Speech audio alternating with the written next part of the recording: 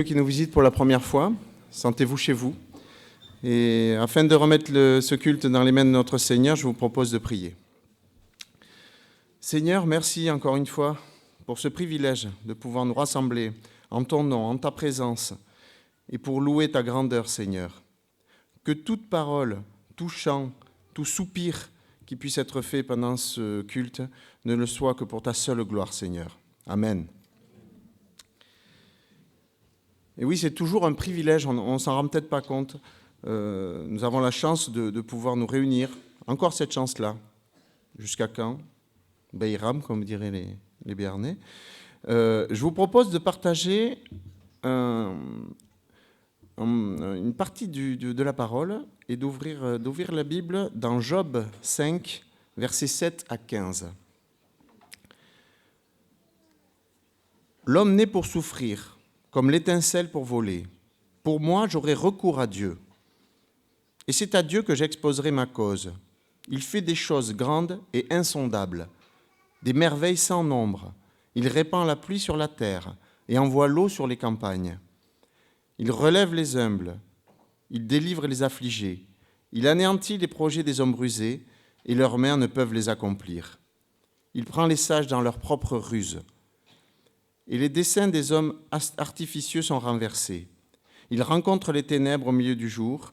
Il tâtonne en plein midi comme dans la nuit. Ainsi Dieu protège le faible contre leurs menaces et le sauve de la main des puissants.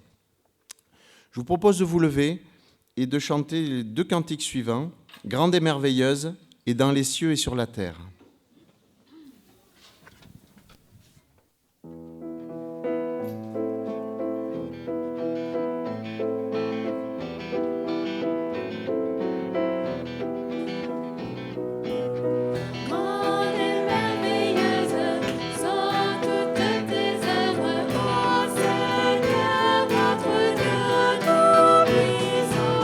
Juste et véritable dans toute ta volonté.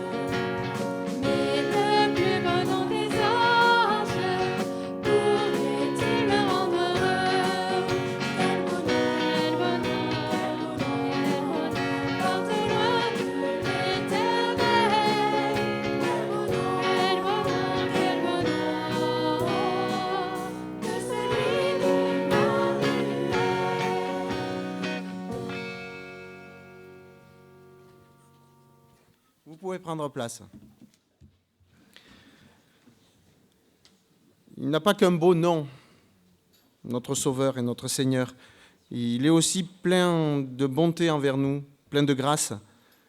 Je vous propose d'ouvrir la parole, une fois de plus, car ça, tout provient d'elle. Dans Josué 1, verset 5, petit élément de contexte, c'est l'Éternel qui s'adresse à Josué pour qu'il reprenne le flambeau qu'a laissé Moïse. « Nul ne tiendra devant toi tant que tu vivras. Je serai avec toi, comme j'ai été avec Moïse. Je ne te délaisserai point, je ne t'abandonnerai point. » Et je pense que c'est un verset que je médite souvent, parce que c'est vrai que, quelles que soient les circonstances dans notre vie, heureuses ou malheureuses, on a souvent tendance à penser à Dieu uniquement dans les circonstances malheureuses, mais il faut aussi y penser quand des choses bien nous arrivent. Et quelles que soient les circonstances, ben, il est là, il veille sur nous. Il nous a appelés, c'est lui qui nous a aimés en premier, souvenons-nous-en aussi. Et je vous propose de vous relever, ça fera un petit peu de gymnastique rythmique et sportive pour ce matin, et de chanter ce cantique « Mon Dieu est si bon ».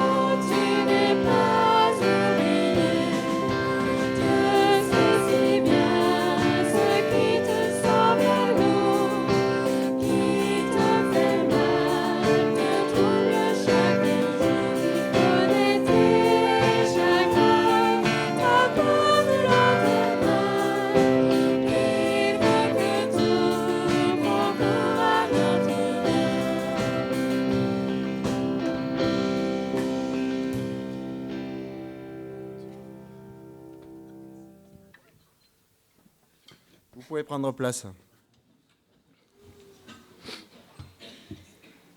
Ce chant m'a fait penser cette semaine, alors c'est un petit peu profane, mais vous me pardonnerez ce petit écart.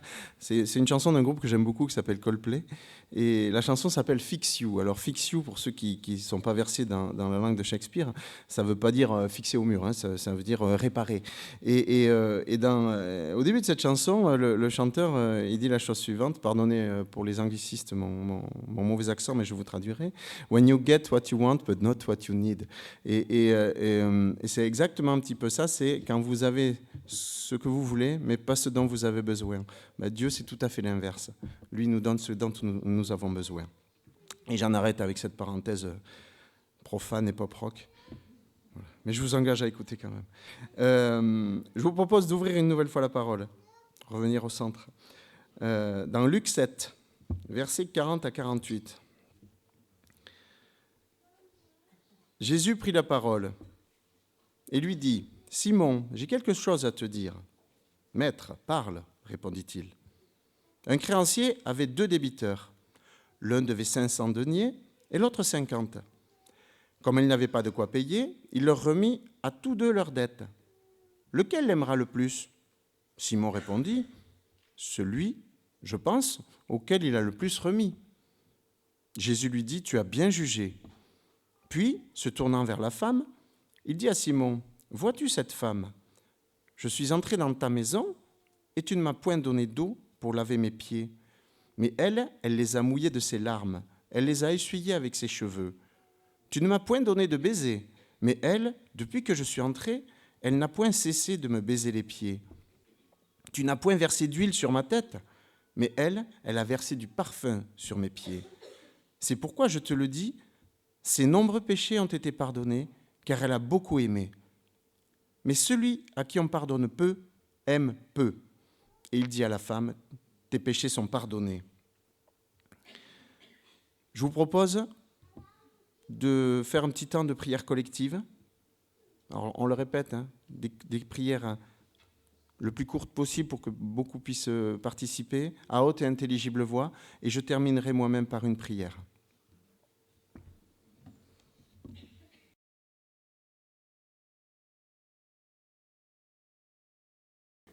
Oui, Seigneur, c'est toi notre roc, c'est toi notre refuge. C'est toi qui nous as aimés le premier, Seigneur. C'est dans ta grandeur et dans ta magnificence, tu t'es penché vers nous, Seigneur. Tu nous as appelés à toi. Nous savons comment te remercier avec nos faibles mots, mais entends nos louanges qui montent vers toi, Seigneur. Et encore une fois, merci. Merci pour tout. Amen.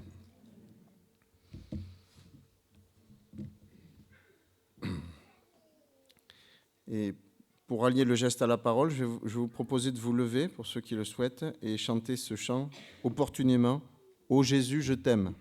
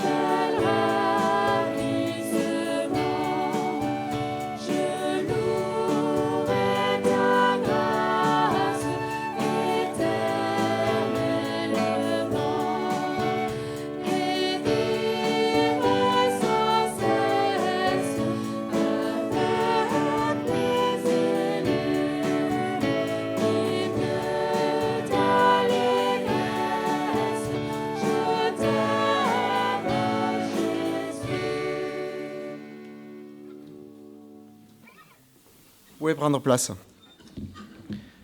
Il y a plusieurs façons d'aimer et de servir le Seigneur. Les louanges en font partie, les prières également, les services divers et variés au sein de l'Église. Et il y a aussi l'offrande. Alors l'offrande, j'ai coutume de dire, le Seigneur n'a pas besoin de notre offrande, puisque par définition, c'est lui qui nous donne tout. Pour autant, c'est une façon pour nous de le remercier aussi de tous les bienfaits qu'il peut nous accorder. Et pendant l'offrande, je vais vous proposer de vous lever et de chanter « C'était toi ». Et je vais demander aux frères que j'ai sollicités avant le culte de venir pour faire passer le sac des offrandes. Et nous prierons ensuite pour leur usage et pour la gloire du Seigneur.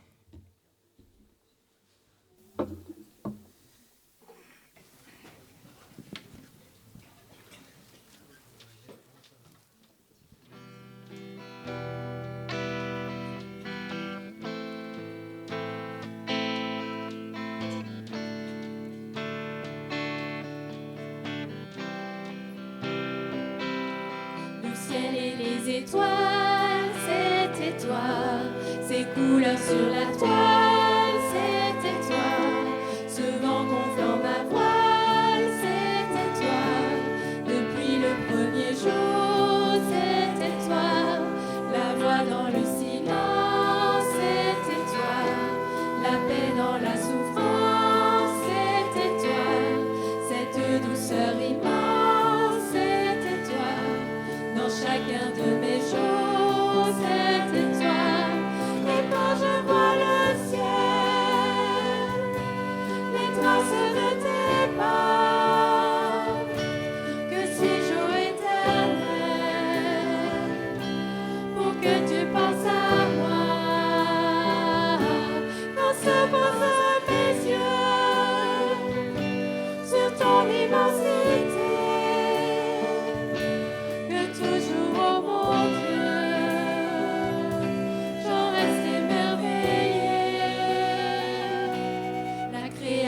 du monde, c'était toi, le temps qui suit sa route, c'était toi, cette joie qui m'inonde, c'était toi, depuis le premier jour, c'était toi, dans les rires d'un enfant, je te vois, le regard d'un passant, tu es là, dans la main qui se tend, je te vois, si j'ouvre un peu les yeux.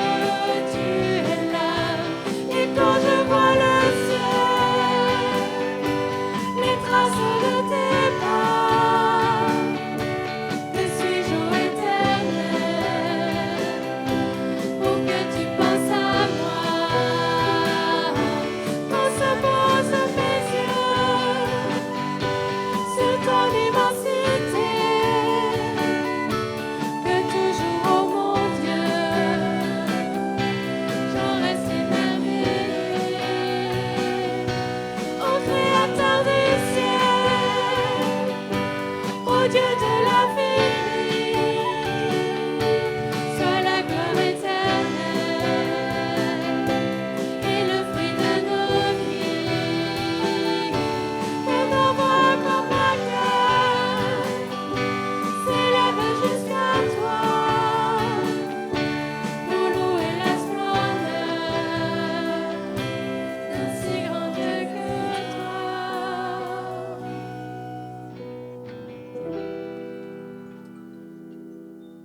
Vous pouvez prendre place. Prions pour les offrandes. Oui, Seigneur, nous sommes là pour louer ta grandeur, ta fidélité, ta magnificence. Les mots me manquent pour étaler toutes les qualités que tu as et toutes les bontés et les gratitudes dont tu nous fais part. Nous te remettons ces offrandes, Seigneur, qu'elles puissent faire avancer ton règne dans cette ville de Pau et nous bénissons les personnes qui seront chargées de les utiliser. Au nom de ton Fils Jésus, notre Sauveur. Amen.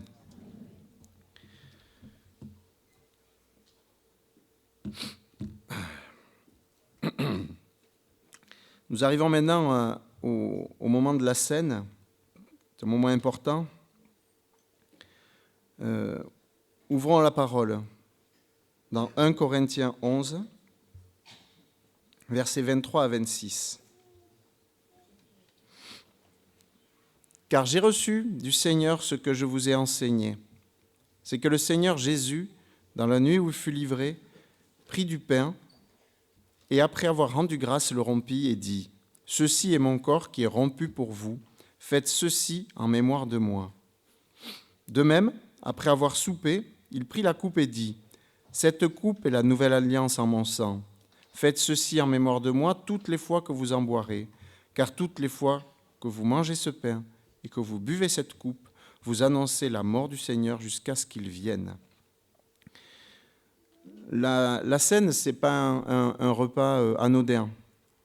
On le fait, j'allais dire habituellement, mais en fait, il y a tellement de significations que je pense qu'une étude complète serait nécessaire. On n'a pas le temps. Malheureusement, j'ai quelques impératifs chronologiques. Mais pour être très rapide, c'est à la fois, on le dit, la mémoire du sacrifice qu'a fait Jésus sur la croix. C'est l'annonce de l'alliance qu'il a faite avec son peuple, dont nous faisons partie, hein, je vous l'accorde, hein, et je vous l'annonce pour ceux qui ne sont pas encore au courant. C'est aussi une annonce de sa victoire. C'est une annonce du retour du Seigneur et de la victoire de la vie sur la mort. C'est pour ça que ce n'est pas vraiment aussi anodin que ça. Et je vais vous proposer de rester assis pour chanter le chant suivant. Et ensuite, je demanderai aux frères que j'ai sollicités de venir me prêter main forte pour distribuer. Et à ce moment-là, je demanderai à ceux qui veulent participer à la table du Seigneur de se relever pour faciliter la distribution.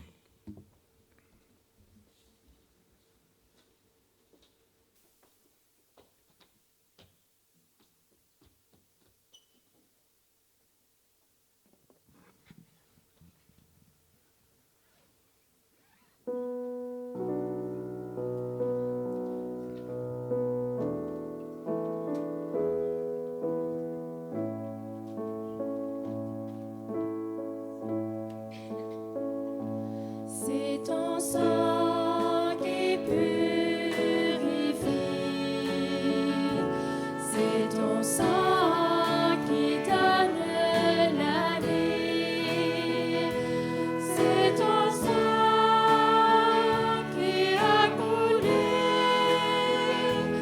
oui ton sang précieux m'a racheté, je suis plus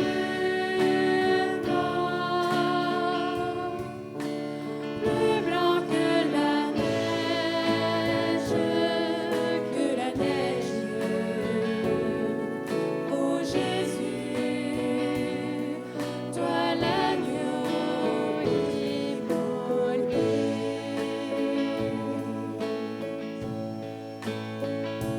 C'est ton sang qui purifie, c'est ton sang qui donne la vie, c'est ton sang qui a coulé, oui ton sang précieux m'a racheté, je suis plus blanc que la neige, oh Jésus, toi l'agneau immolé.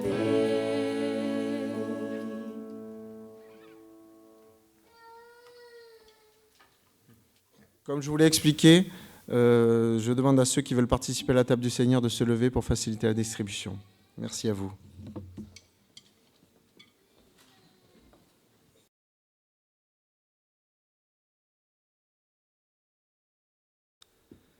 Seigneur Jésus, notre Dieu, tu es venu sur cette terre, Seigneur, dans toute ta perfection et en toute humanité, Seigneur, tu es venu, tu étais tel que nous, et bien qu'entouré de pécheurs, Seigneur, tu n'as jamais péché, tu as vécu une vie parfaite, et tu es allé jusqu'au bout pour nous pardonner, pour nous réconcilier avec le Père. Seigneur, ce sacrifice qu'on ne mérite pas, que personne ne mérite, et que par aucune de nos œuvres ou de nos actions on pourrait mériter. Seigneur, malgré tout cela, tu l'as fait, tu es allé jusqu'au bout. Et tu es mort sur cette croix, Seigneur. Et le plus beau, c'est que tu es ressuscité 3 jours après, Seigneur. Et Et aujourd'hui, on sait que tu es vivant, tu es avec nous et on veut prendre ce pain pour se remémorer ce sacrifice que tu as fait et se rappeler qu'un jour, Seigneur, on sera avec toi dans le ciel et que ce sera merveilleux, Seigneur. Merci pour tout ce que tu as fait, merci pour cette croix. Au nom de Jésus, Amen.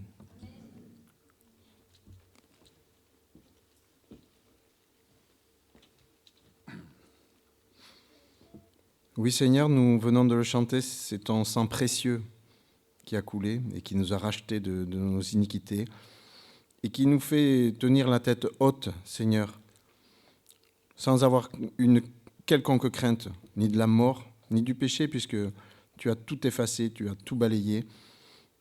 On ne se rend pas compte du sacrifice que tu as fait, Seigneur.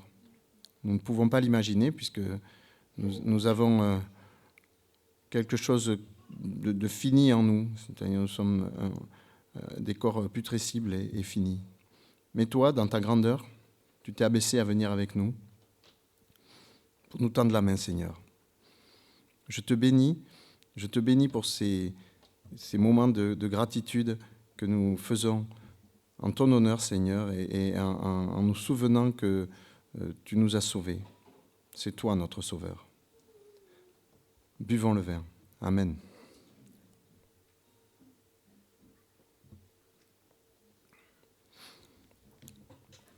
Pendant que nous ramassons les coupes, je vous propose de tous vous lever et de chanter « Christ est la lumière ».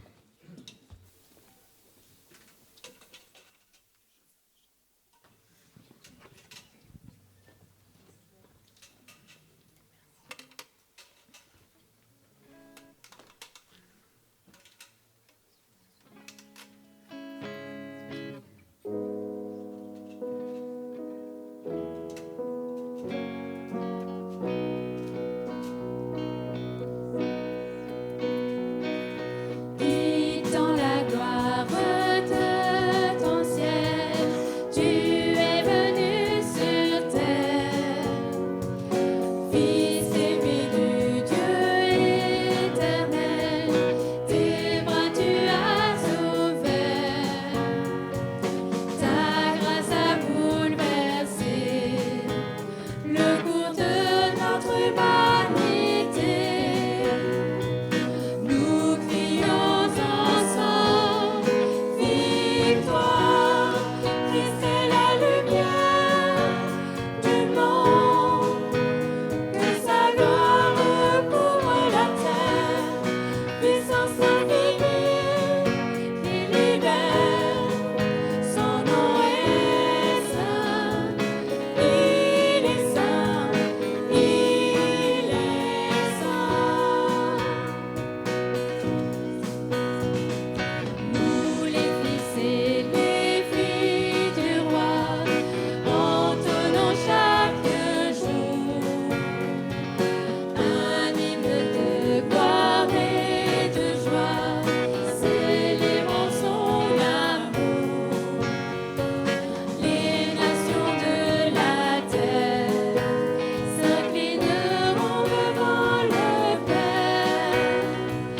Chanterons ensemble, victoire, Christ est la lumière du monde, que sa gloire recouvre la terre, puissance infinie, qui libère, son nom est saint, il est saint, il est saint.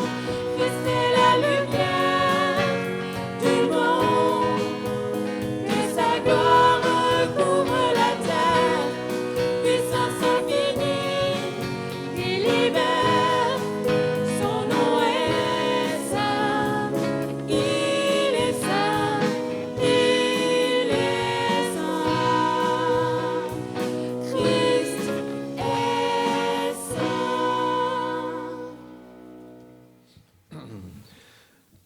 C'est le moment pour les enfants de rejoindre leur moniteur. Ouais, ils sont sur un starting block, certains. C'est bien. C'est bientôt les JO, c'est normal. Et je vais appeler maintenant notre frère Josias qui va nous délivrer le message que le Seigneur a pour nous ce matin. puissions-nous avoir des cœurs ouverts, les oreilles bien attentives, de façon à ce que, comme il est écrit, tout message qui part en notre direction ne revienne pas à lui sans effet.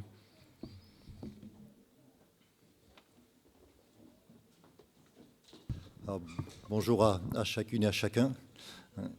Et en fait, quand Olivier a commencé à citer les passages là ce matin, je me suis noté le passage de Job, après le Cantique, après l'autre passage, et puis je me suis dit, bon, j'arrête parce qu'en fait, je vais devoir tout vous redonner, tout ce qu'il a dit.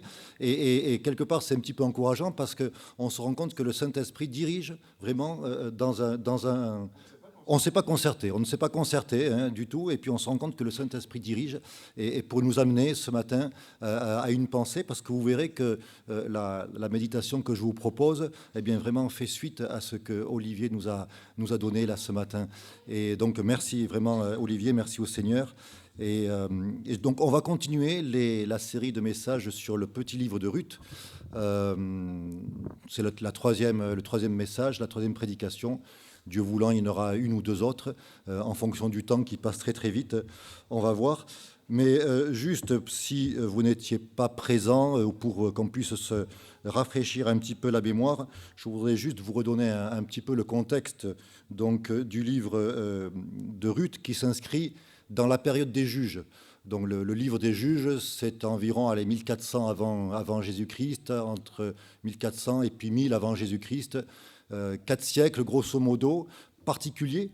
4 siècles particuliers parce qu'en fait, c'est une période où le peuple va s'éloigner de son Dieu, va faire ce que Dieu considère comme mal. Et pour parler à son peuple, Dieu va permettre des épreuves, des difficultés. Et dans la difficulté, eh bien, à nouveau, le peuple réfléchit et se rapproche de Dieu. Et Dieu va le délivrer. Et pour le délivrer, il va envoyer une personne qu'on appelle donc un juge. Et c'est cyclique. Une fois que le peuple est dans l'abondance, eh bien, petit à petit, à nouveau, il s'éloigne de Dieu. Et ça va durer comme cela 4 siècles. Et il y a un petit zoom sur une famille toute simple. C'est le livre de Ruth. Dans cette période troublée, eh bien, on voit donc cette famille qui vit un moment de disette, un moment de famine. Et cette famille va choisir de quitter Bethléem, là où Dieu voulait pourtant qu'elle reste, pour aller dans le pays de Moab. Le pays de Moab, je le rappelle, c'était les ennemis du peuple de Dieu, peuple duquel Dieu avait dit, vous n'aurez pas de relation, de contact avec ces gens-là. Et cette famille donc décide de s'exiler. Et ça va être assez catastrophique puisque Elimelech, le chef de famille, va mourir. Il va laisser donc Naomi veuve avec ses 2 garçons. Et ces 2 garçons vont se marier avec des filles de Moab. Et ils vont mourir eux aussi. Et Naomi reste seule avec ses 2 belles filles. Et là, elle va réfléchir. Et elle va leur dire, eh bien, mes filles, retournez vers votre peuple, vers le peuple de Moab, parce que moi, je vais partir, je retourne, moi, pour ma part, en Israël, je repars à Bethléem. Et la première belle-fille va choisir de partir, effectivement, de rentrer dans sa famille, de rester dans son pays. Et Ruth, par contre, elle ne veut pas cela. Elle veut rester auprès de Naomi, sa belle-mère, et elle veut aussi partir et connaître ce pays, le pays d'Israël. Et dans le chapitre 1, les versets 15 et 16, Naomi va insister. Et elle dit ceci, « Voici ta belle-sœur est retournée vers son peuple et vers ses dieux. Retourne comme ta belle-sœur. » Ruth répondit, « Ne me presse pas de te laisser, de retourner loin de toi. Où tu iras, j'irai. Où tu demeureras, je demeurerai. Ton peuple sera mon peuple, et ton Dieu sera mon Dieu. » Et ça, c'est une parole très importante pour comprendre ce petit livre de Ruth. C'est vraiment une clé pour le comprendre. En fait, on pourrait traduire, et c'est d'ailleurs beaucoup plus conforme à l'original, « Ton peuple, mon peuple. Ton Dieu, mon Dieu. » Ton Dieu, non, c'est pas que ton Dieu. Ton Dieu, c'est aussi mon Dieu. Et c'est en fait, de la part de Ruth, un témoignage de ce qui s'est passé réellement dans sa vie. Le Dieu de Naomi, eh bien, c'est maintenant le Dieu à elle. Il est devenu son Dieu. Elle ne suit pas simplement Naomi comme cela, mais il y a une transformation qui s'est passée dans sa vie parce que Dieu, c'est aussi son Dieu. Et c'est pour cela qu'elle se lève pour partir en Israël. C'est en fait un engagement personnel. C'est le témoignage d'un engagement vraiment personnel. Le Dieu de Naomi, le Dieu d'Elimelech, c'est aussi maintenant son Dieu. Ce n'est plus Ruth, la Moabite, c'est Ruth, la fille du grand Dieu, Dieu d'Israël, et c'est Ruth, la fille du grand Dieu, qui va se mettre en route. Et juste une petite parenthèse, nous sommes ce matin quelques-uns, nous sommes assez nombreux, peut-être 120, 150, je ne sais pas. Mais est-ce que Dieu est votre Dieu personnel? Est-ce que vous êtes peut-être venu avec vos parents, avec un voisin, avec un ami, et vous venez ici, et en fait, ce n'est pas votre Dieu. C'est le Dieu de votre voisin, c'est le Dieu de votre ami, c'est le Dieu de vos parents, le Dieu de vos enfants. Est-ce que Dieu est votre Dieu personnel?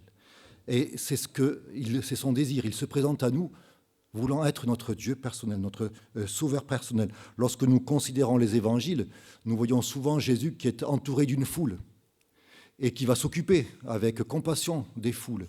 Mais on le voit attentif à chaque individu. Et il y a des passages, moi, qui me touchent beaucoup. Par exemple, à un moment, on voit que Jésus va traverser toute la mer de Galilée pour se rendre sur l'autre rive. Et là, il va s'occuper de 2 personnes.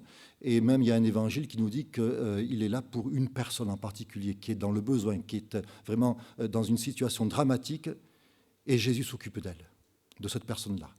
Et ensuite, les habitants vont venir pour demander à Jésus de repartir. Et il va repartir. Et cette personne qui a bénéficié de son secours va vouloir venir aussi avec Jésus. Parce qu'en fait, ce n'est plus le Jésus dont elle avait entendu parler, mais il est devenu son sauveur personnel. Et Jésus a fait cette traversée, l'aller-retour, uniquement pour une seule personne, parce que c'est son désir d'être notre sauveur personnel. Et donc, est-ce que Dieu, comme Ruth, est-ce que Dieu ce matin est vraiment votre Dieu? Et s'il n'en est pas ainsi, alors qu'est-ce que vous attendez pour l'inviter dans votre vie? Donc Ruth va se lever, elle va partir avec sa belle-mère, elles vont faire ensemble le voyage jusqu'à Bethléem, et ce n'est pas un voyage facile, et ce n'est pas une décision facile.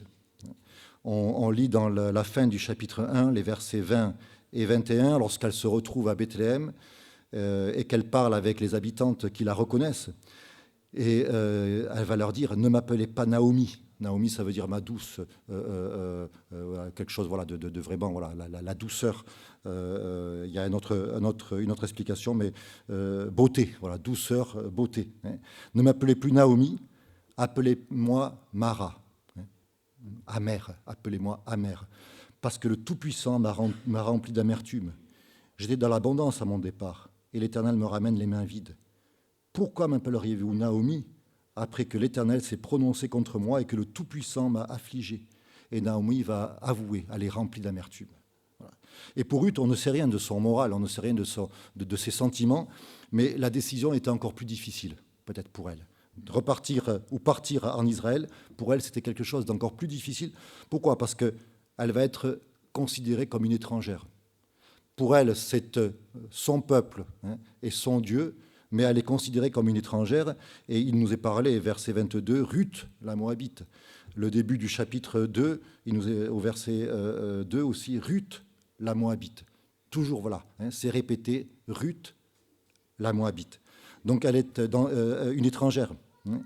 Et il y a des forts risques pour elle. Lorsqu'elle était dans le pays de Moab, sa belle-mère lui a dit, retourne chez toi, et tu vas te trouver un mari. Pour elle, c'était beaucoup plus difficile de trouver un mari dans un pays étranger.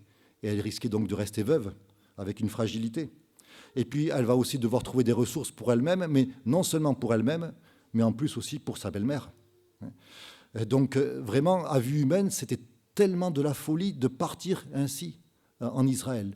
Et si on se rappelle le choix d'Elimelech, alors Elimelech, vous vous souvenez, c'est le papa qui a décidé de quitter Bethléem pour aller en Moab. Elimelech, ça veut dire « mon Dieu est roi ». Et Elimelech a fait un choix qui était quand même un choix raisonnable à vue humaine, puisqu'il y avait la famine en Bethléem, et lui, il quitte Bethléem pour aller dans le pays de Moab, où là, il y a de l'abondance. À vue humaine, c'était un choix raisonnable, sauf que pour Dieu, c'était un choix coupable. Et là, à vue humaine, eh bien, Ruth fait un choix opposé. C'est un choix qui paraît être de la folie. Mais en fait, elle s'inscrit dans la volonté de Dieu. Elle s'inscrit dans la volonté de Dieu, et c'est parce que son cœur a été transformé et touché qu'elle prend cette décision. Et je ne suis pas en train de dire qu'il faut prendre des décisions qui, à vue humaine, sont une folie. Ce n'est pas du tout cela. Non, nos décisions doivent s'inscrire toujours dans la volonté de Dieu. Quelle que soit l'opinion que le monde puisse avoir, nos décisions doivent s'inscrire dans la volonté de Dieu. Alors nous allons maintenant lire le chapitre 2, et comme mes cordes vocales sont un petit peu fatiguées, je vais faire le feignant, je vais appeler quelqu'un, Anthony, si tu veux venir pour faire la lecture donc, du chapitre 2.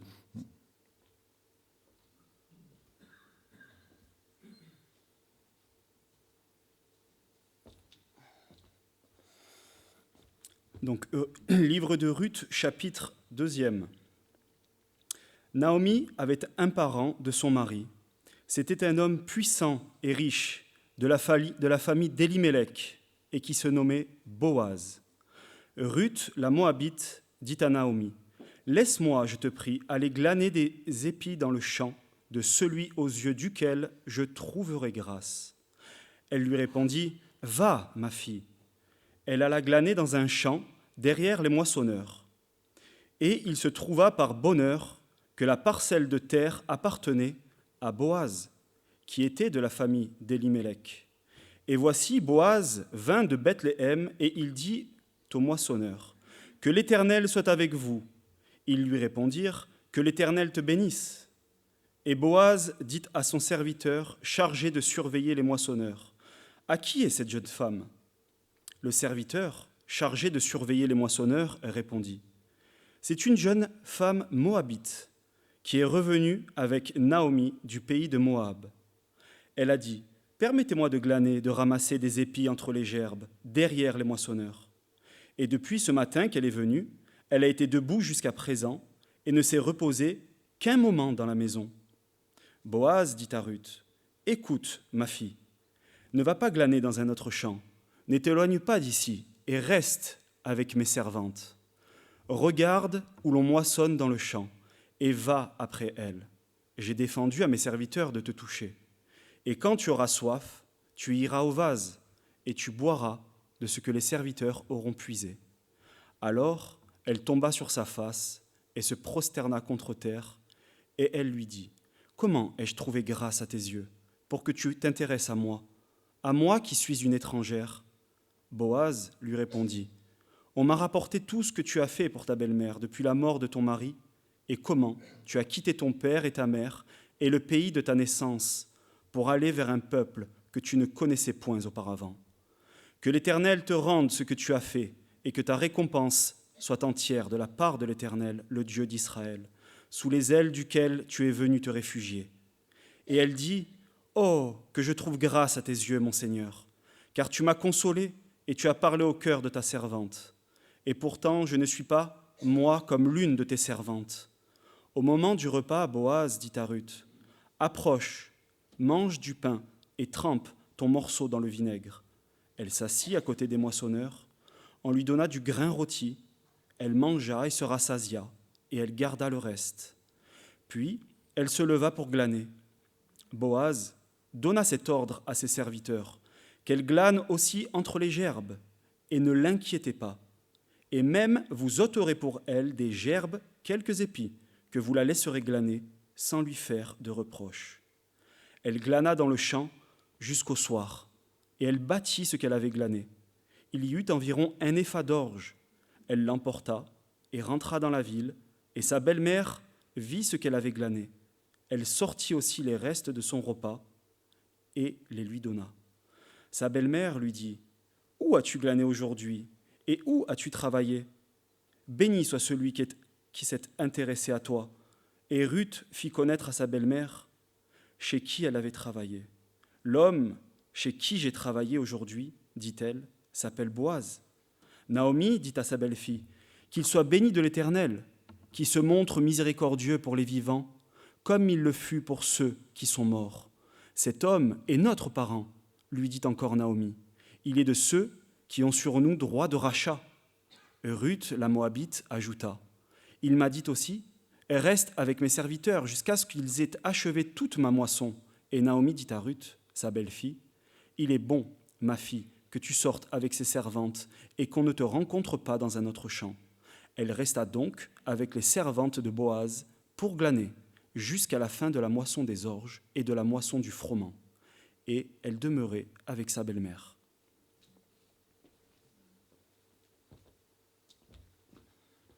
Ah, merci Anthony. Je ne sais pas si vous êtes comme moi, mais quand on lit ce genre de texte, on a envie après de continuer, de voir la suite. Voilà. Mais on va juste s'arrêter sur ce chapitre, et encore on ne pourra pas le voir en détail. Mais quand même, pour qu'on puisse bien le comprendre, j'aimerais qu'on se rappelle quelques éléments de contexte qui sont quand même précieux pour voir un petit peu ce qui se passe là. Alors, donc, Ruth doit trouver un moyen de subsistance, et elle se propose d'aller glaner, c'est-à-dire ramasser ce qui a été oublié par les moissonneurs, pour trouver un petit peu donc de quoi survivre, on va dire. Alors, en Israël, lors de la moisson, déjà une partie du champ ne devait pas être moissonnée, elle devait être gardée pour le pauvre, pour l'étranger, pour l'orphelin. Ça, c'était déjà une règle que l'on voit notamment dans Lévitique au chapitre 23, mais également lorsque le champ était moissonné, donc le reste du champ, l'autre partie qui était donc exploitée. Eh bien, il y a par exemple dans Deutéronome, au chapitre 24, verset 19, cet ordre, « Quand tu moissonneras ton champ et que tu auras oublié une gerbe dans le champ, tu ne retourneras pas la prendre. Elle sera pour l'étranger, pour l'orphelin et pour la veuve, afin que l'Éternel ton Dieu te bénisse dans tout le travail de tes mains. » Et même si on continuait la lecture, on voit que de même, quand tu vendangeras ta vigne, n'y reviens pas pour grappiller ce qui reste, ce sera pour l'étranger, l'orphelin et la veuve. Et on trouve toujours ce trio, l'étranger, l'orphelin, la veuve. Et à plusieurs reprises dans la parole de Dieu, on va trouver ce trio et on se demande pourquoi. En fait, ils ont chacun un point commun, c'est une situation de faiblesse. Chacun est dans une situation de faiblesse. La veuve, bien entendu, n'avait souvent plus ou peu de ressources. Elle avait des difficultés aussi à se défendre si elle était attaquée d'une manière ou d'une autre. Pour l'orphelin, on comprend que c'était la même chose. Et puis l'étranger aussi est mis dans ce trio parce que lorsqu'on est dans un pays avec une culture qu'on ne connaît pas, forcément, on est dans une situation de faiblesse. Et d'ailleurs, la parole de Dieu est très claire quant à l'accueil des étrangers. Je vous cite par exemple Exode 23, 9. « Tu n'opprimeras pas l'étranger qui travaille dans ton pays. Vous savez vous-même ce qu'éprouve un étranger puisque vous l'avez été en Égypte. » Si un étranger vient s'installer dans votre pays, ne l'exploitez pas. Et même plus fort, et là je vous ai mis la référence, Deutéronome chapitre 10, verset 19. Vous aussi, vous aimerez l'étranger parmi vous, car vous avez été étrangers en Égypte. Et quand on se rappelle des paroles de Jésus dans le Nouveau Testament, il va dire eh bien, j'étais nu, vous m'avez vêtu, j'étais malade, vous m'avez soigné, j'étais en prison, vous êtes venu me visiter, j'étais étranger et vous m'avez accueilli. Mais Seigneur, quand t'avons-nous vu nu, malade, en prison, étranger? Eh bien, chaque fois que vous l'avez fait à un de ces plus petits, c'est à moi que vous l'avez fait. Mais bien entendu, il y a un équilibre. La parole de Dieu est vraiment pour cela extraordinaire parce qu'il y a un équilibre. Et l'étranger était soumis aussi aux lois du pays. Et Nombre chapitre 15, verset 16, entre autres, parce qu'il y a beaucoup de références qui nous en parlent, une même loi, une même ordonnance vous régiront, vous et l'étranger qui réside parmi vous. Et Ruth va se conformer aux lois d'Israël. Elle a une double casquette en fait, parce qu'elle est veuve, et en plus, elle est étrangère. Et elle doit aussi s'occuper des besoins de sa belle-mère. Et elle va simplement glaner. Alors, on a vu que normalement, il y avait un coin du champ qui devait être réservé pour la veuve, l'orphelin, l'étranger. Elle va arriver, elle ne va pas commencer à revendiquer. Verset 7, on voit, elle a dit « Permettez-moi de glaner et de ramasser des épis entre les gerbes derrière les moissonneurs. » Voilà, permettez-moi.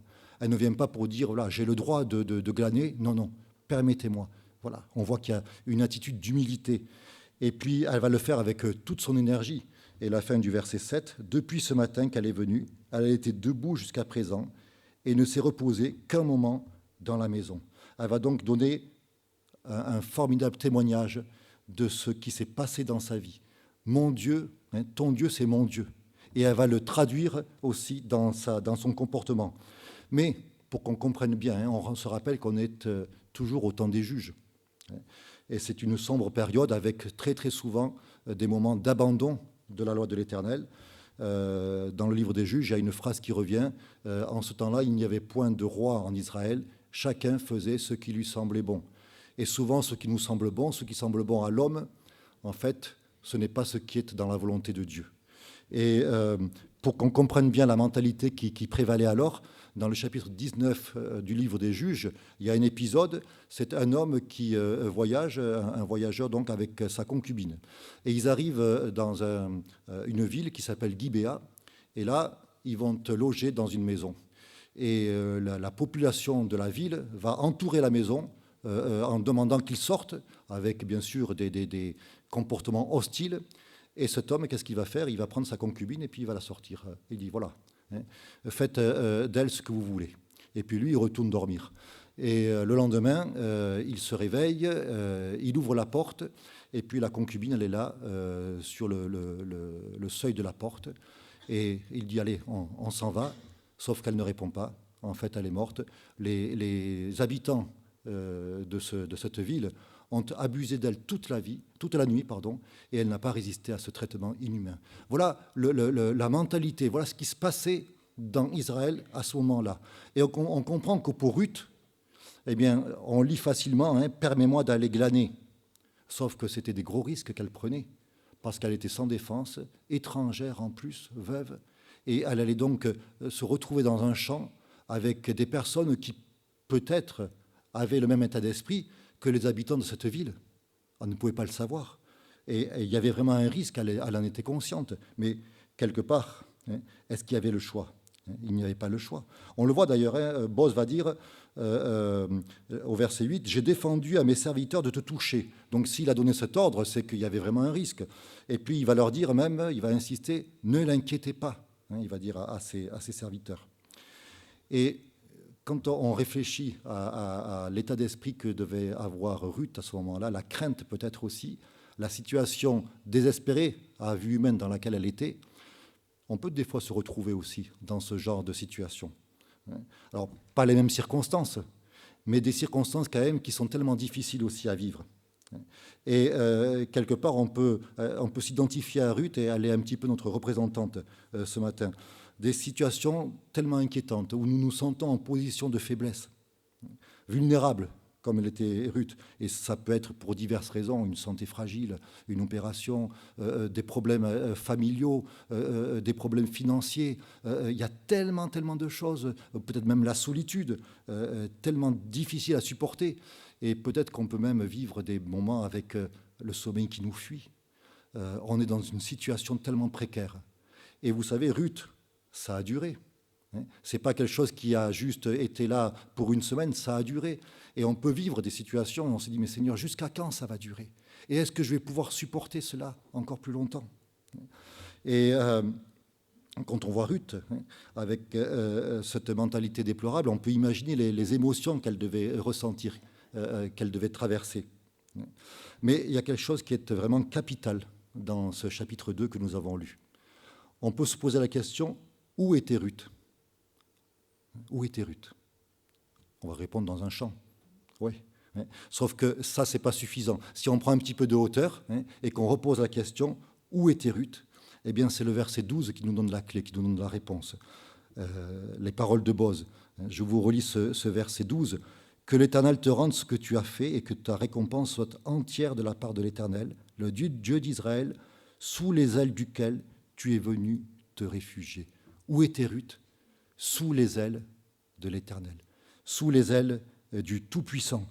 Et quand elle s'est engagée, ton Dieu, mais c'est mon Dieu, eh bien elle s'est ainsi placée sous les ailes du Tout-Puissant. Et il y a toute la parole de Dieu nous montre quel privilège nous pouvons avoir en nous plaçant sous les ailes du Tout-Puissant, sous la protection du Tout-Puissant. Il y a énormément de textes. Je vous cite juste, par exemple, lorsque Saül est roi en Israël, il va à un moment assiéger une ville et puis la faire passer par le fil de l'épée. Et il y a un homme qui se sauve. Et dans le même temps, David fuit aussi Saül parce que Saül en veut à sa vie. Et cet homme, Abiathar, va aller voir David et va lui exposer cette situation. Et David va dire, eh bien, reste près de moi, parce que près de moi, tu seras bien gardé. Celui qui en veut à ta vie, il en veut aussi à la mienne. Alors reste près de moi, tu seras bien gardé. Et ça nous donne cette image de nous sommes près du Seigneur, nous sommes en Christ, nous sommes sous les ailes du Tout-Puissant. Et là, eh bien, nous sommes bien gardés. Le psaume 91, verset 4, je vous lis même le verset 2. « Je dirai à l'Éternel, mon refuge et ma forteresse, mon Dieu en qui je me confie. » Et verset 4, « Car c'est lui qui te délivre. Il te couvrira de ses plumes et tu trouveras un refuge sous ses ailes. Sa fidélité est un bouclier et une cuirasse. Tu trouveras un refuge sous ses ailes. » Et vous savez, nous, on a des poules à la maison, et des fois, il y en a qui ont une lubie, qui se mettent à couver, et elles sont là sur les œufs, et quand on veut prendre les œufs, je vous assure, les coups de bec, ça y va. Hein, et on se dit, heureusement, ce sont des poules, et ce ne sont pas des aigles, hein, parce que là, ils ne feraient pas... Hein, voilà. Et vraiment, ça nous donne vraiment cette image de la protection.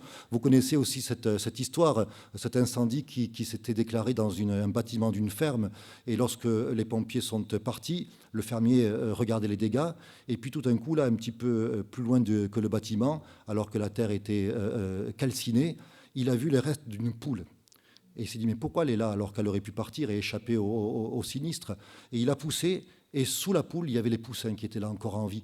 Et la poule avait donné sa vie pour que ces poussins, sous ses ailes, puissent être protégés. Et vous savez, le feu du jugement est passé sur notre Seigneur Jésus-Christ pour que nous puissions avoir la vie. Et cette place, elle est pour nous, sous les ailes du Tout-Puissant. Comme Ruth, dans cette situation tellement difficile, nous aussi, nous sommes sous les ailes du Tout-Puissant. Et c'est quelque chose qui est extraordinaire. Et regardez aussi dans Matthieu, chapitre 23, verset 37, cette parole de Jésus. « Jérusalem, Jérusalem qui tue les prophètes et qui lapide ceux qui te sont envoyés, combien de fois ai-je voulu rassembler tes enfants comme une poule rassemble ses poussins sous ses ailes, et vous ne l'avez pas voulu. » Et on le met en parallèle avec le chapitre 1 de Jean, parlant de la lumière, donc parlant de Jésus-Christ. « Elle est venue chez les siens, et les siens ne l'ont point reçue, mais à tous ceux qui l'ont reçue, à ceux qui croient en son nom, elle a donné le pouvoir de devenir enfants de Dieu, lesquels sont nés non du sang, ni de la volonté de la chair, ni de la volonté de l'homme, mais de Dieu. » Et donc il y a ce choix encore qui est devant nous, de nous placer comme Ruth sous les ailes du Tout-Puissant. Et ce choix demeure, et il est vraiment capital que nous puissions encore aujourd'hui nous positionner. Et tout a changé pour Ruth. Et ce qu'il y a d'extraordinaire, et que je trouve tellement encourageant, c'est que tout change, mais elle ne s'en rend pas compte au départ. Et ça, je trouve que c'est quelque chose qui nous encourage, en tout cas qui m'encourage beaucoup. C'est vraiment, le livre de Ruth, c'est un exposé de la grâce de Dieu. Et quand nous sommes dans des situations difficiles, vraiment repensons à ce qui se passe pour Ruth. Quand vous lisez ce livre, vous verrez que Dieu n'y est que très peu mentionné finalement, et vous n'y trouverez aucune parole de Dieu. On ne trouve pas « ainsi parle l'Éternel » comme on va trouver dans d'autres livres de la Bible. Mais pourtant, Dieu est là du début jusqu'à la fin, et quelque part, ça nous aide à comprendre comment Dieu fonctionne aussi avec chacun d'entre nous. Je vais essayer de me dépêcher, mais juste, si on avait une machine à remonter le temps, et qu'on remonte le temps, on arrive du temps de Moïse, on se retrouve à ses côtés lorsqu'il est auprès de Pharaon, et on voit tous les miracles extraordinaires qui se passent. Et puis ensuite, on l'accompagne pour la sortie d'Égypte, et on voit la traversée de la mer extraordinaire, formidable, après le rocher qui est frappé. Et on se dit, waouh, c'est extraordinaire, Dieu est vraiment là. On continue, on arrive avec Josué, et puis on fait le tour de Jéricho, et hop, on voit les murailles qui s'écroulent. Dieu est là. Et puis on continue un petit peu, et puis on se retrouve avec Ruth. Et là on dit, hop, c'est la galère. C'est vraiment la galère. Et quand on arrive dans notre époque, avec la machine à remonter le temps, on va peut-être raconter tous les détails avec enthousiasme concernant Moïse, concernant Josué. Et Ruth alors, Ruth était là. Dieu était là avec Ruth. Mais moi, je ne l'ai pas vu. Peut-être qu'on aurait cette impression. Et pourtant, Dieu est là dans les moindres détails. On voit que tout se met en place, un plan parfait pour le bien de son enfant. Et juste, je vous cite une parole de Jean d'Ormesson concernant le hasard. Il va dire ceci: ce qui me surprend dans le hasard, c'est son accumulation. Un hasard, rien de plus courant. 2 hasards, pourquoi pas. 3 hasards, passe encore. Mais c'est la foule des hasards, tous allant dans le même sens. Dans le sens, par exemple, de la matière en train de se constituer, dans le sens de la vie en train de naître, dans le sens de l'histoire en train d'avancer. C'est la foule de ces hasards qui commence à me tourner la tête. Et quelque part, c'est ce qui se passe pour Ruth. Et si on est un petit peu attentif, c'est ce qui se passe aussi pour chacun d'entre nous. Regardez, très rapidement, elles arrivent à quel moment avec Naomi? Juste au moment de la moisson. Si elles étaient venues plus tôt, elles n'auraient pas pu glaner. Si elles étaient venues plus tard, ça aurait été trop tard, elles n'auraient pas pu glaner. Premier hasard, elles arrivent au bon moment. Et puis, second hasard, il se trouve que Naomi a quelqu'un de sa famille qui est riche et puissant. Ça aussi. Troisième hasard, Ruth va glaner et elle se retrouve dans le champ, un champ qui appartient à cet homme riche et puissant, à Boz. Il y avait tout un tas de champs. Elle aurait pu se retrouver ailleurs, non. D'ailleurs, il y a la vraie traduction va dire ceci, la traduction Sommer du verset 3, qui correspond vraiment à l'original.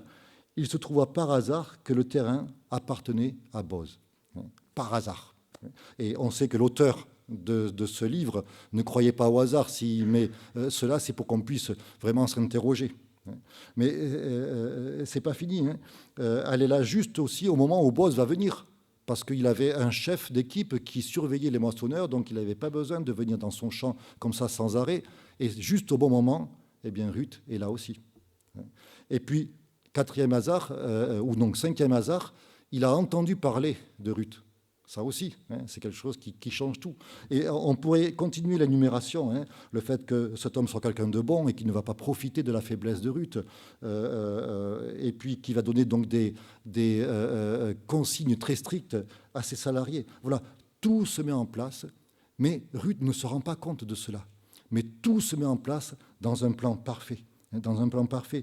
Et même s'ils sont totalement transparents pour Ruth, ces hasards, entre guillemets, sont des éléments, et on le voit, nous, avec le recul, c'est en fait Dieu qui agit. Alors, on ne voit pas que Dieu est là. Ouais, pourtant Dieu est là. Et dans ma vie, peut-être que je ne vois pas que Dieu est là. Parce qu'il y a des choses que je ne comprends pas. Mais pourtant, je suis assuré que Dieu est là. Oui, je suis avec vous tous les jours, jusqu'à la fin du monde. Vous savez, quand quelqu'un est dans la difficulté, souvent on va lui citer un verset.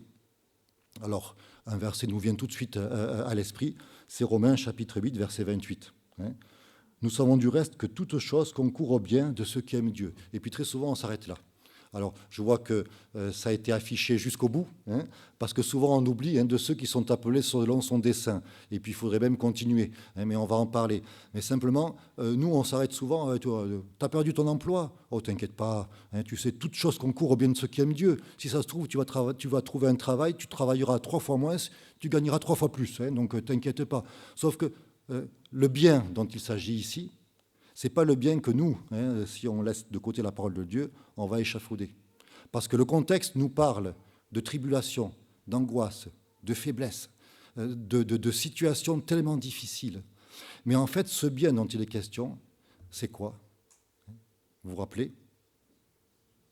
C'est être rendu semblable au Fils de Dieu. Être rendu semblable au Fils de Dieu. Et nous avons vraiment besoin de nous encourager les uns les autres à toujours considérer la parole de Dieu dans son entier. Le bien dont il s'agit ici, ce n'est pas avoir une vie remplie de pétales de rose, un long fleuve tranquille, pas du tout. Le contexte nous montre que ce n'est pas du tout cela. Paul parle de souffrance, il va dire même que la nature elle-même souffre comme nous. Mais voilà le bien dont il est question, être rendu semblable au Fils de Dieu. Être rendu semblable au Fils de Dieu. Et nous savons du reste que toute chose concourt. Mais Seigneur, c'est vrai que je le sais avec mon intellect, mais Seigneur, pourquoi lorsque je suis dans cette situation tellement difficile, pourquoi mon cœur, lui, n'arrive pas à l'intégrer? Et ce qu'il y a de bien avec notre Dieu, c'est qu'il est patient. Et c'est vrai que s'il s'occupe des grandes choses de ce monde, s'il s'occupe que tout converge vers le plan qu'il a, lui, échafaudé, Dans notre vie, il en est ainsi. Nous ne sommes pas trop petits, trop insignifiants à ses yeux. Nous avons du prix à ses yeux. Ruth, aux yeux du monde, c'était une pauvre veuve étrangère. Mais elle avait un prix inestimable aux yeux de Dieu. Et il en est ainsi pour nous. Et si, oui, nous avons du mal à intégrer, nous savons du reste que toute chose concourt au bien de ceux qui aiment Dieu, eh bien, inlassablement, il va nous dire, ne crains pas, ne crains pas. Moi, je suis là pour te rendre semblable à mon Fils Jésus-Christ. Et dans son amour, il va nous mettre des exemples dans sa parole pour nous montrer comment il agit. Et Ruth est un de ces exemples qui nous montre vraiment que Dieu s'intéresse à chacun d'entre nous, que nous ne sommes pas trop insignifiants à ses yeux. Et il va tout faire dans la vie de Ruth pour un projet qui est un projet merveilleux. David disait « Mes destinées sont dans tes mains ». Il va dire aussi dans ce psaume 31 « En toi je me confie, je dis « Tu es mon Dieu ». Donc tout, parce que tu es mon Dieu, tout dans ma propre histoire est parfaitement sous ton contrôle. Tout est sous ton contrôle. Quand on considère la vie de Joseph, Joseph qui a été vendu par ses frères et qui va rester, je crois, 12 ans dans la galère, dans les prisons, etc. Et à la fin, il va se retrouver à la tête du pays d'Égypte et il va rencontrer ses frères et qu'est-ce qu'il leur dit ? Oui, vous avez péché, effectivement, vous m'avez vendu. Mais ce n'est pas vous. C'est Dieu, parce que Dieu avait un plan pour mon bien personnel. Mais au-delà, pour le bien de l'Égypte et des pays aux alentours. Et pour Ruth, il en est ainsi. Il en est ainsi aussi pour Ruth. Et on voit que Ruth, alors voilà, le livre est vraiment extraordinaire, même le début du chapitre 2, il commence avec cette introduction. Naomi avait un parent de son mari, c'était un homme puissant et riche, qui se nommait Boz. Et puis après, on retrouve de nouveau Ruth. Et ça se met en place et on comprend que cet homme, on en parlera la prochaine fois, Dieu voulant, cet homme a une importance vraiment capitale. Et Ruth va se marier avec cet homme. Et Ruth va avoir un enfant. Et Ruth aura aussi un petit-fils. Et ce petit-fils, c'est qui ? C'est David, le roi selon le cœur de Dieu. Est-ce qu'elle s'imaginait, Ruth, cela, quand elle est rentrée dans ce champ tremblant, demandant « Est-ce que je peux glaner ?» Pas du tout.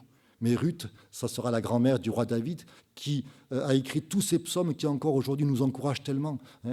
Mardi dernier, Adrien nous a lu un psaume de David avec des paroles merveilleuses et une parole notamment « Tu entends la voix de mes larmes ». Vous vous rendez compte ?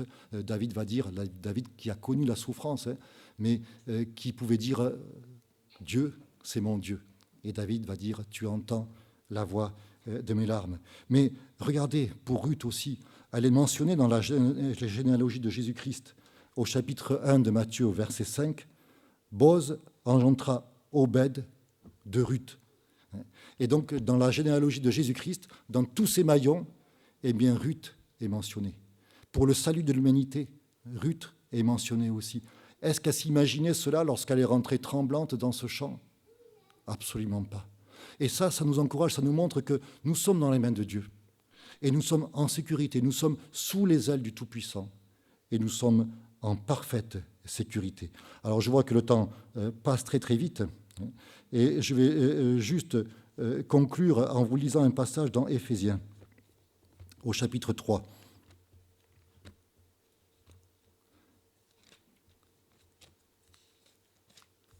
Avec toujours cette idée, cette image de Ruth qui, tout ce qui s'est passé derrière elle, tout ce qui s'est mis en place, tous ces rouages, elle ne les voyait pas.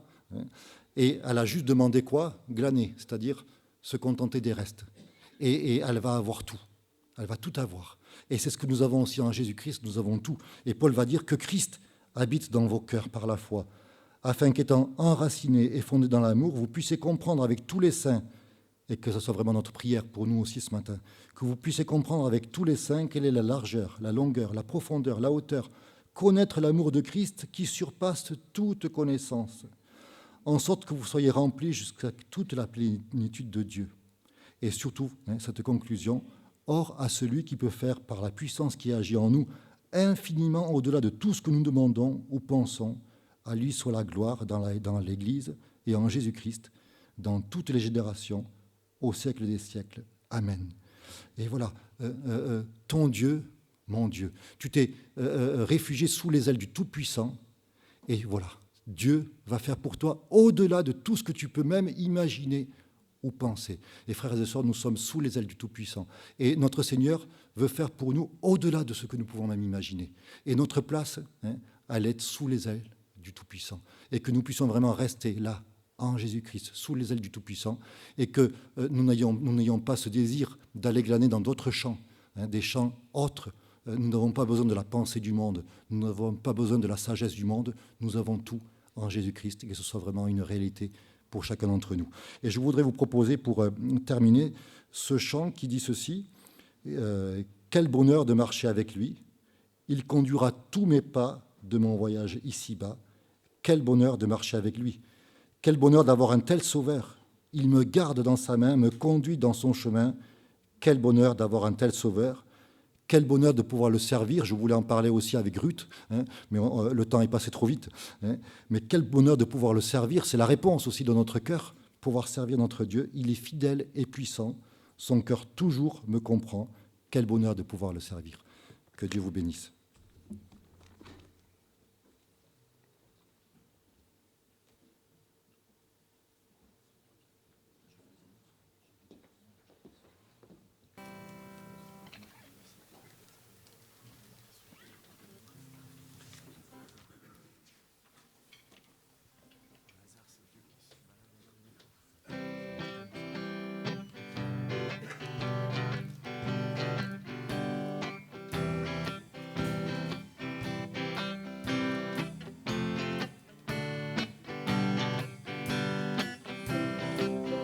Quel bonheur de marcher avec lui, quel bonheur de marcher avec lui. Il conduira tous les pas de mon voyage ici-bas. Quel bonheur de marcher avec lui, quel bonheur d'avoir un tel sauveur, quel bonheur d'avoir un tel sauveur. Il me garde dans sa main, me conduit dans son chemin. Quel bonheur d'avoir un tel sauveur, quel bonheur de pouvoir le servir. Il est fidèle et puissant, son cœur toujours me comprend. Quel bonheur de pouvoir le servir.